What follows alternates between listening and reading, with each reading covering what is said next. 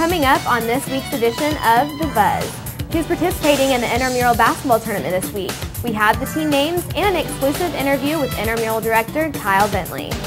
Also, a Northwestern instructor recently released another book in her series. We'll talk about the author coming up. Spring break is next week. What are your plans?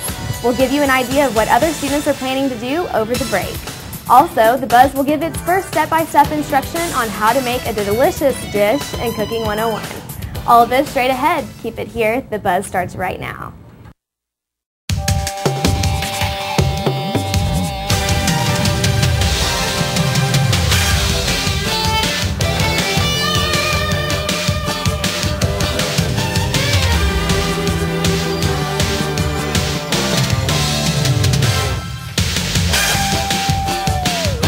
From the NWTV studio on the campus of Northwestern Oklahoma State University, this is The Buzz. Hello, and thank you for choosing Channel 7 today. I'm Chelsea Adams. We have a lot to get to today, so let's get started. Intramural sports is wrapping up for this semester. Here to fill us in is Channel 7 Josh Stevens. Josh? Thanks, Chelsea. Since the start of the spring semester, intramural basketball has been underway. For the past 7 weeks, teams have been battling every Monday, Tuesday, and Wednesday night at Percival Fieldhouse to earn a spot in the championship game. Now, earlier this week, I sat down with a player whose team is actually playing in the championship, Sammy Mack. The competition level, is pretty tough. Everybody wants to win a T-shirt, It's something to strive for, so, you want to give it your all while you're out there. So it's pretty tough and intense for everybody. The student athletes, everybody gets enjoyment out of, watching, having something to do in the afternoon, come watch their friends play, their boyfriends play, their girlfriends play, have something to talk about the next day. Oh, are y'all going to beat that team? I think everybody gets enjoyment out of it, not just the players, I think it's something that we all get to enjoy as students at Northwestern. Come out, watch the nobodies get this next T-shirt, trying to go get this T-shirt, show it off to everybody, talk noise for the rest of the year. Just come out, support at 10 o'clock tonight. Nobody's #1. Let's go. The championship games are being held this week, and intramurals doesn't stop with basketball. Right now, there is a bracket challenge for the March Madness NCAA tournament, both the men's and women's side, with prizes including a flip camera, iPod Shuffle, iHome speakers, and a $25 Walmart gift card.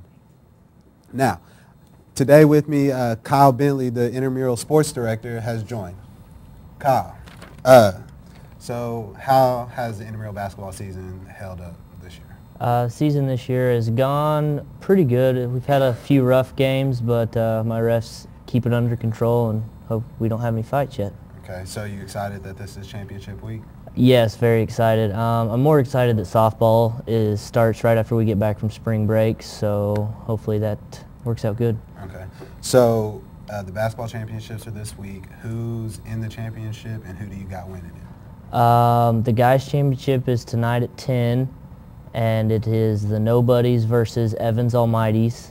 And I don't know, it's a tough matchup. Both teams match up good, but I'm rooting for the 12-seed underdog. So hopefully Evans Almighties pulls it out. I heard they only won one game and just came in the tournament and started beating everybody. Yeah, they were a big black horse, and they took everybody out. So maybe they'll win it all.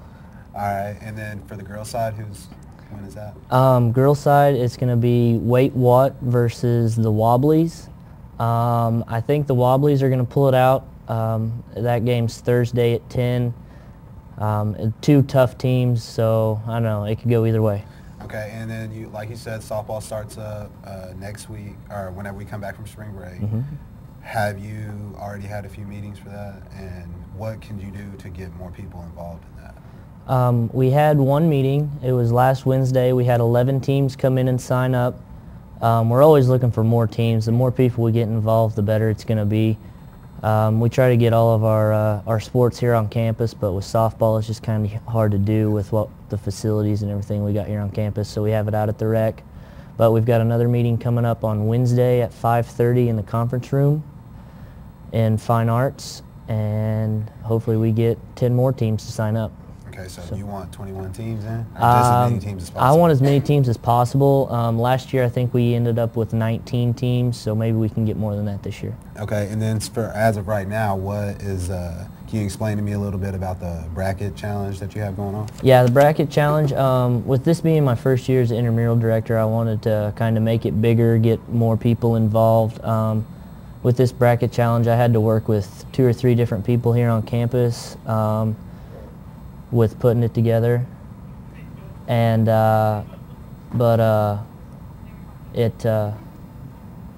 hopefully it works out pretty good and get more people that's not in regular sports involved. All right, I mean, that's a pretty cool deal. You got some pretty good prizes for us. But that'll do it for us here. Back to you, Chelsea. Thanks, Josh. Make sure you get involved with intramural sports and pick up a March Madness bracket and sign up for softball. For more information, contact the Director of Intramurals, Kyle Bentley, at 216-6997.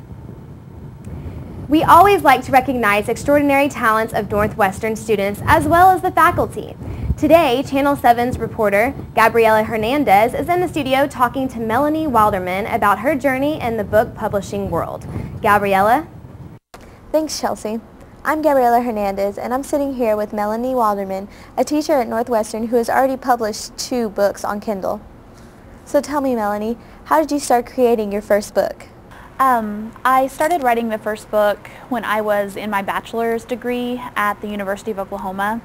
In their mass communication program, they had a novel writing class, and I had this idea a long time ago, probably in 1999, and then I revisited it again in my master's program, where I was focusing on professional writing, and then I came back in the summer of 2010, I believe, and revamped it, made it a little bit more up to date, and that's when I first published it on Kindle. So honestly, it had like a 10-year run between my idea and then actually publishing it. So what was your inspiration for this book? You know, in looking back, because it was quite a while ago, I don't really know where the exact idea came from of the young girl. She's 13 and she can see and talk to ghosts and acts as an intermediary between the living and the dead. I don't really know where that idea came from in particular, but I do know that my inspiration was just partly because I loved to read at the young adult age, the middle reader to young adult age, from ages probably 9 to 15 or 16. I was constantly reading, and series like Babysitter's Club and Sweet Valley High and those kind of things just were a big part of my childhood in my teenage years. I know you said you started this idea in a writing class, but was it always your intention to publish a book? Yes, definitely. I was really excited when I got to OU in their journalism program to see that they had some electives that were like fiction writing, and so I have always had, for as long as I can remember, had the dream of publishing novels. So what is the story Case 1 about?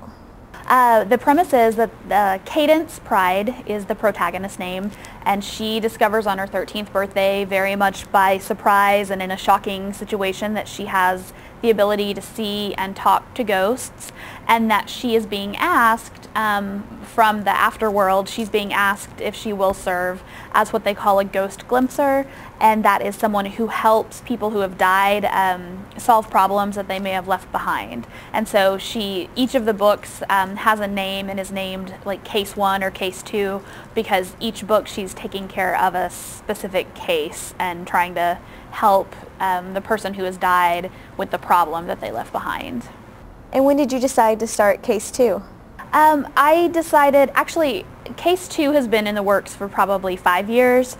I had only written maybe 50 pages of it, but after I published the first one on Kindle, and it got pretty good reception, and I was just really proud of that accomplishment, it came a lot easier to finish that second one, and I published it just about a year after the first one. So the first one was in the summer of 2010, and the second book was published in the summer of 2011. And now I hear you're coming out with a third book?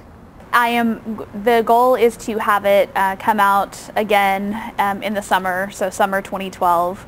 I don't have an exact date yet, but working in the summers to finish the book really works for me because of my teaching schedule. I have free time in the summers. So the third book is going to be Case 3?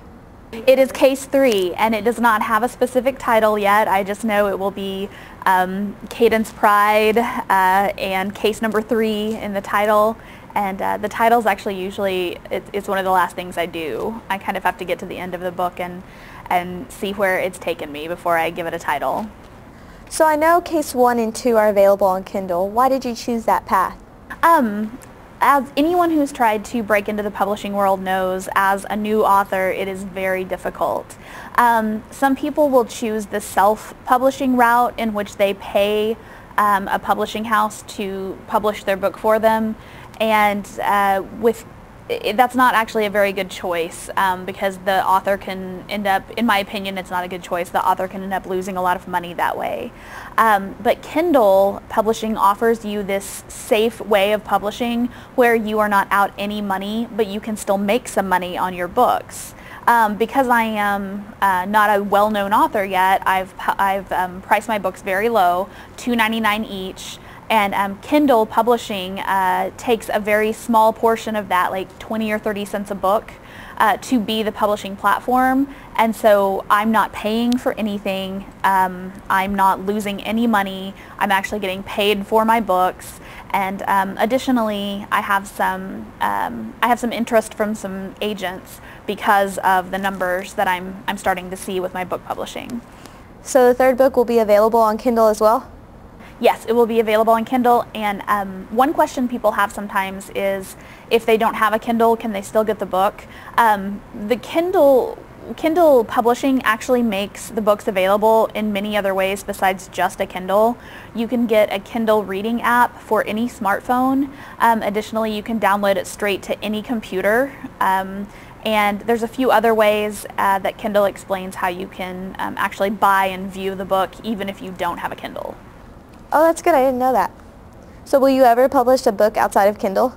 That is definitely the goal. That's the goal. I'm hoping that Kindle will provide me the path to a traditional publishing, and like I said, I am in touch with, I am constantly keeping in touch with an agent who is monitoring my sales, and I think if I get, basically they're looking to see how much interest I can generate on Kindle, and if I can generate enough, then I can do a traditional publishing with this agency, hopefully. Are you planning on continuing this series in the future? Yeah, I definitely am. Like I said, the Babysitters Club, Ann M. Martin, the writer of the Babysitters Club, probably one of my biggest inspirations. And I don't know that I want to put a number on the series. I think I'll just keep writing until I run out of ideas for Cadence. Maybe until she gets too old to be doing what she's doing, or but I also have some other novel ideas that are for adults rather than young adults, and that's something I might pursue in the future as well. So are there any specifics in the book, like the name, that tie to you? No, her name does not tie to me in any way. I named her that 10 years ago when I started this as a class project, and I just thought it sounded cool. You know, I just thought her name sounded cool, that name Cadence. And but I think there are ties to my life and my friends and my family in different ways in the book. One way I can think of is that Cadence and her best friend like order this, they love the same kind of pizza with the same toppings, and no one else likes that combination of toppings. And the combination of toppings are like me and my best friend from high school, who I'm still friends with. That was our pizza, you know. And so I think my friends and family can read little pieces of themselves here and there in my books. Do you have anything else you'd like to tell our viewers?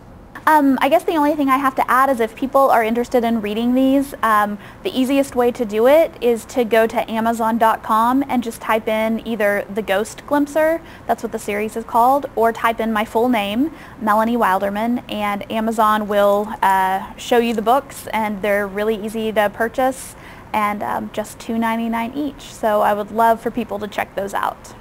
Okay, thank you, Melanie. I hope everyone at home goes out and checks out her books on Kindle or Amazon.com.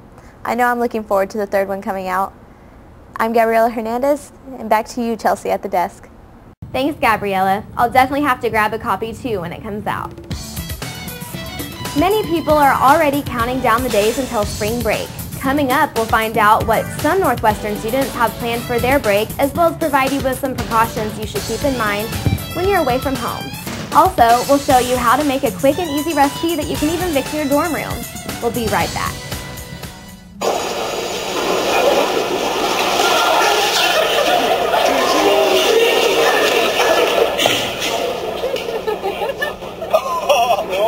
That's slow. That's slow. Look, he's watching.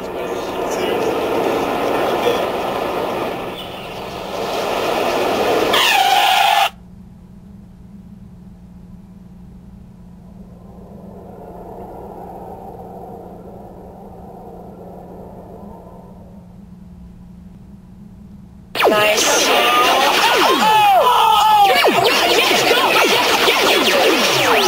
No.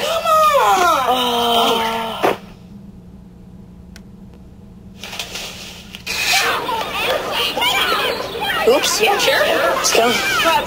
Moms everywhere are finding ways to keep kids active and healthy. Works every time.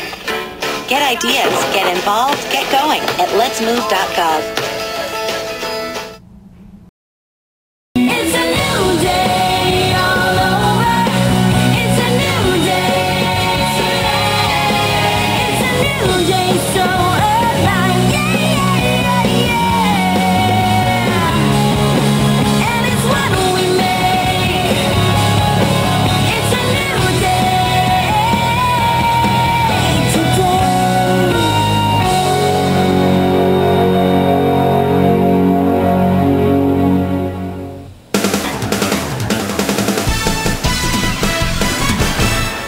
Break is right around the corner, and reporter Shailene Jones has some pointers on how to have fun in a safe spring break. Spring break starts this week, and I have tips, tricks, and advice to tell you to be safe on your trip. When going to popular spring break destinations, such as South Padre or Panama City, make sure to stay close with your group or a friend. Get familiar with the area, and most of all, have fun. Here's a look at what some students are going to be up to this break. I'm going to Atlanta, Georgia, and I'm going to the beach as well. What's in Atlanta, Georgia? My grandpa's in Atlanta, Georgia, so we're going to go tour Atlanta and then have fun with my family. 3 sorority sisters and I are going to South Padre. We're leaving the 19th and we're staying until the 23rd. So we're just staying for 4 days. Our hotel is right on the beach. Really excited. This is our first real spring break. You know, we're all 21, no supervision, so it's just really exciting. This week, if you plan on traveling a lot to your spring break destination, make sure you have the proper items in your car for you to stay safe. On the road, make sure to buckle up. Also take turns behind the wheel. Make sure everyone has a valid driver's license and the vehicle registration is in the car before driving off. If you do plan on drinking over the break, please make sure to be responsible and always designate a driver before the party begins. Always a reminder of the sad experience for a young high school girl who took her graduation trip to Aruba in 2005, Natalie Ann Holloway. Holloway was scheduled to fly home later that week but failed to appear for her flight. With the help of hundreds of volunteers, Aruba investigators conducted an extensive search for Holloway. With no luck, the case was closed. The Aruban prosecutor's office reopened the case in February of 2008 after receiving video footage of an Aruban citizen, Jordan Vandersloot, making statements that Holloway died on the morning of May 30th, 2005. Vandersloot admitted his crime of murdering Holloway. Stay safe this week, and for Channel 7 News, I'm Shailene Jones. Northwestern spring break is the 16th through the 25th, and school starts back up on Monday the 26th. For all of you who enjoy cooking, The Buzz has something just for you. Janelle Mitchell is in the kitchen with an enchilada recipe that anyone can make. Hello and thank you for joining me today. I'm Janelle Mitchell and welcome to the first segment of Cooking 101. Today we're going to make beef enchiladas, but the first thing we're going to do is go over the ingredients. So the first ingredient that you need is 1.5 pounds of hamburger, and then you're going to need a half a box of Velveeta, a can of cream of chicken, 1 can of milk, and a small can of green chilies, and also a pack of tortillas to put the hamburger mixture in.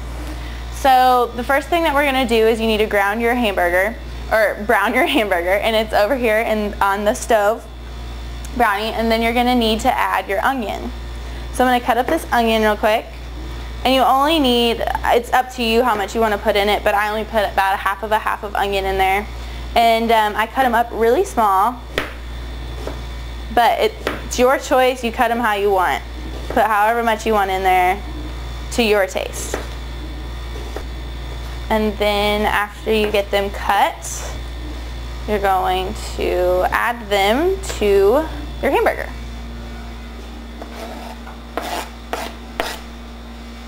And you're going to brown your hamburger and your onions together.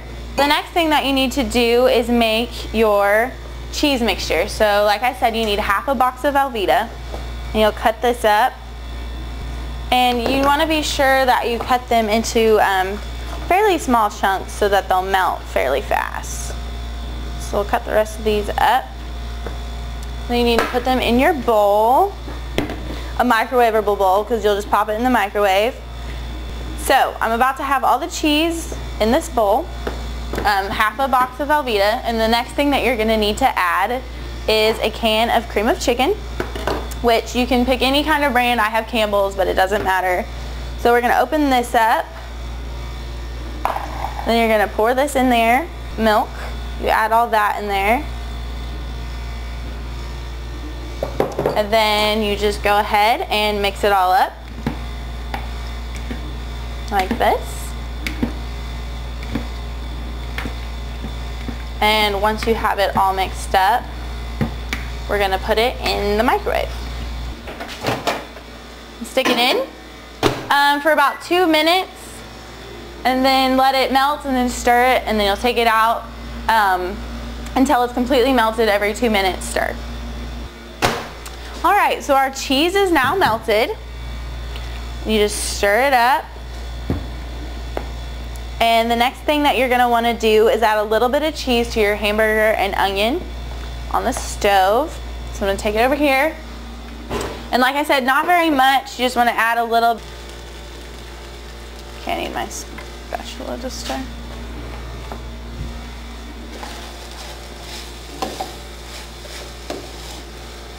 Okay, so we're stirring it in the cheese right now, and that looks really good. So then you can bring this over here. I'll set it to the side for a second, and then we'll bring our cheese over here. So then now we're going to add some green chilies to our cheese. Just open it up real quick. Okay. Looks good. Alright, so you can stir all that up. Looks really good. Alright, so set that to the side. Now we're going to start wrapping them. Just going to spray the pan. And then we're going to start rolling them. So I have my tortillas. I prefer the smaller tortillas because it's easier to fit in the pan that way. So open them up. And take a spoonful. Stick them in there like that. A little bit more. Then you just roll them up and stick them on the side. When you're done filling them, go ahead and put that in there, roll them up, stick it in there. We're done with that now. You can go ahead and stir your cheese mixture again because it's kind of settled a little bit. Then all you have to do is pour it right on top of the enchiladas. That looks really good. And to show you how fast and simple this is, it only takes 7-8 minutes in the microwave. Okay, so now our enchiladas are ready. They've been in the microwave for 7 minutes. So we're going to take them out. We'll set them down here. And let's taste them to see if they taste good. Take a little bite here. Those look good. Taste it. Oh, can't get some.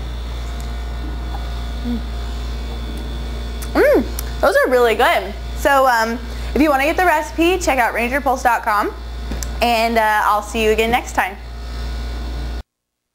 I personally tasted Janelle's enchiladas and definitely recommend others to try it as well. When we come back, we'll take a look at some upcoming events, but first we'll take a look at this beautiful weather this week.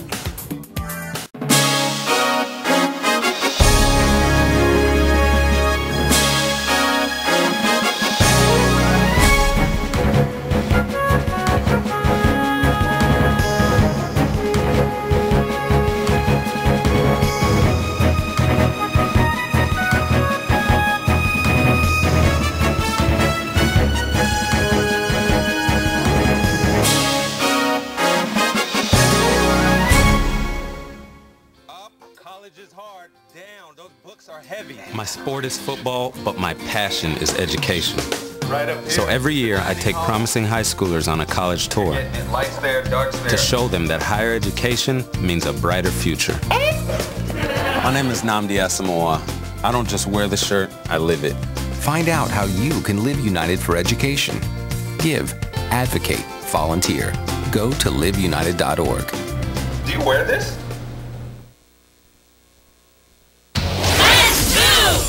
Did you know that getting up and getting active for just 60 minutes a day is all it takes to help you get stronger, look better, and feel great? Or that fresh fruits and veggies aren't just healthier and crunchier, they can taste better too? Eating better and getting more active is easier than you think. Yeah! Keep watching for some fun and easy ways to discover the magic of healthy living in your life. America. Let's get healthy together!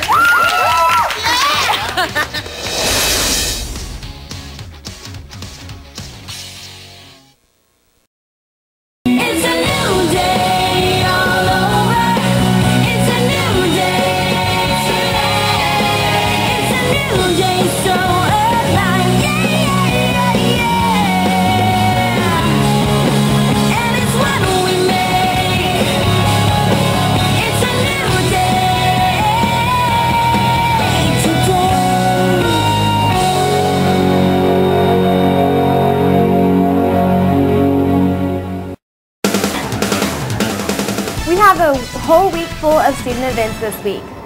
Starting off, the Ranger Rodeo team will compete at Fort Scott Community College from Wednesday until Saturday. If you're needing advice on how to take notes or prepare for tests, Northwestern is offering a workshop entitled Battling the Test Monster on Thursday at 12:30 in the Library Room 101. Both the Lady Ranger softball team and the Ranger baseball team will play on their home field on Friday afternoon. The softball game will start at 2 p.m. and the baseball game will begin at 4. The Ranger baseball team will also play on Saturday afternoon at 1. That's going to do it for us this week. From all of us at The Buzz, we hope you have a great week as well as enjoy yourself on spring break. Remember to stay safe and have fun. We'll see you next time.